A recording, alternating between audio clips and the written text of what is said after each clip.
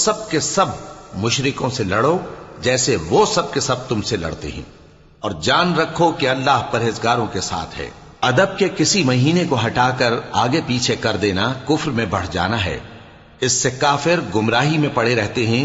एक साल तो इसको हलाल समझ लेते हैं और दूसरे साल हराम, ताकि अदब के महीनों की जो अल्लाह ने मुकर्रर किए हैं गिनती पूरी कर लें, और जो अल्लाह ने मना किया है उसको जायज कर लें।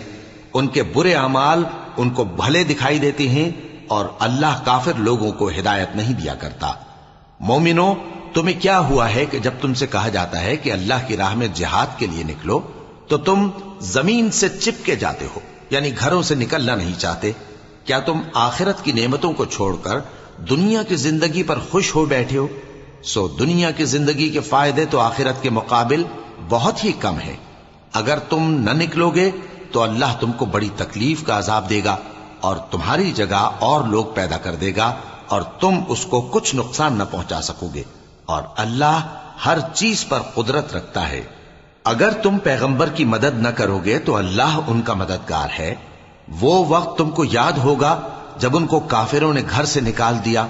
उस वक्त दो ही शख्स थे, जिनमें एक अबू बकर रजी अल्लाह ताला अन्हु थे, दूसरे हमारे पैगंबर सल्लल्लाहु अलैहि वसल्लम। जब वो दोनों गारे सौर में थे, उस वक्त पैगंबर अपने रफीक को तसल्ली देते थे कि गम न करो, अल्लाह हमारे साथ है। तो अल्लाह ने उन पर तस्कीन नाजिल फरमाई और उनको ऐसे लश्करों से मदद दी जो तुमको नजर नहीं आते थे, और काफिरों की बात को पस्त कर दिया। और बात तो अल्लाह ही की बुलंद है, और अल्लाह जबरदस्त है, हिकमत वाला है।